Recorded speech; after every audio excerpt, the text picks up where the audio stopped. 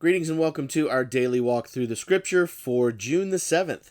Your readings today find you in 1 Kings chapter 3, finishing it out, starting in verse 3 through 28, and 1 Kings chapter 4.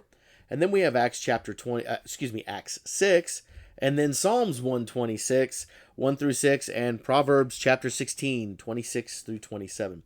Now we're going to touch on a couple things today.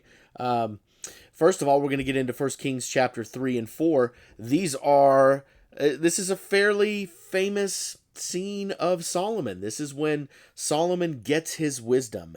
And we see this happening in a little bit of an unusual circumstance.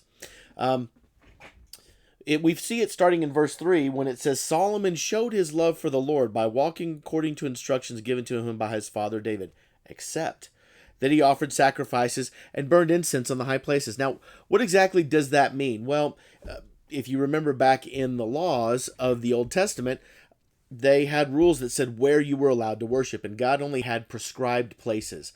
The other religions, the other Canaanites and people that they had come in and taken over the land from, used to often make altars at high places to worship to their gods because they thought it would get them closer to their God.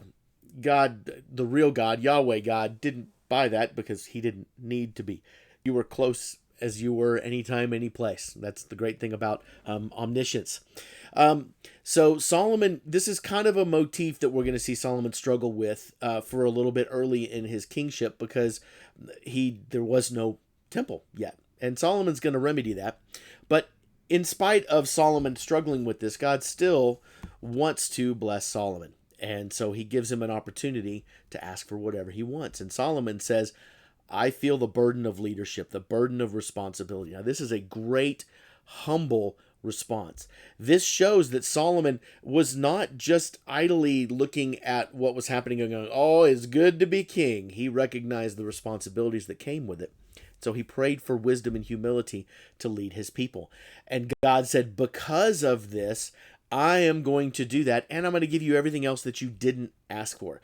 Now, this wasn't a test per se, but Solomon passed the test. And so we see Solomon now getting into his wisdom, and we see the famous story of Solomon threatening to cut a baby in half to save it. And that is probably one of his most famous stories, and it's a great one. But ultimately what we see Solomon growing in his wisdom is what chapter 4 says. But there's a little note that I want to give because we're going to file this one away for later. And that has to do with Solomon's daily provisions in 1 King chapter 4. I want you to pay attention to that, and I want you to file it away because we're going to see how much Solomon actually taxes his people, okay?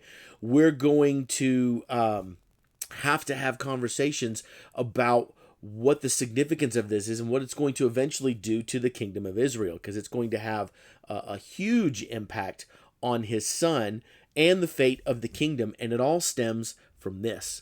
So pay attention to those things and go from there. Acts chapter 6. We're jumping really quick. We're going to hit this because this is an important chapter. Well, it's the Bible. I know. They're all important chapters. But this one establishes the first deacons and the reason why deacons exist. And I think sometimes churches have a hard time with this. What is the purpose of deacons? Why do we have deacons and things like that? Well, there are a lot of great resources about that. One of them I would recommend is the 9 Marks series. They have a building church series, and they have a wonderful book called Deacons. I highly recommend that book. But basically what it's showing here is that deacons are the hands and the feet of the church, whereas the apostles were to be focused on teaching and to, as they said here, attention to prayer and ministry of the word. In other words, it was their job to teach the word, to protect the word, and to carry out the vision of the gospel. The deacons had a hands and feet job. They were there to care for the orphans and the widows and to make sure that everyone was cared for equally. The reason why this happened is because there were some Christians that were not Jewish by birth, the Hellenistic Jews. These were Jews that were not Christian, that were not Jewish and then became Christians. These were kind of Gentile Christians, okay?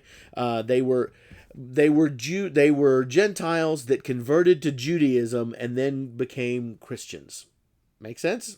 Okay. So they were called Hellenistic Jews. And they were not getting the same treatment as the Jewish Christians. And so that was why the deacons were formed, but ultimately they were there to care for, as the church mandates later on, the orphans and the widows. Something that was very important to God, continues to be important to God, and something that we need to take seriously. So that's kind of some observations from today's readings. We'll talk more tomorrow.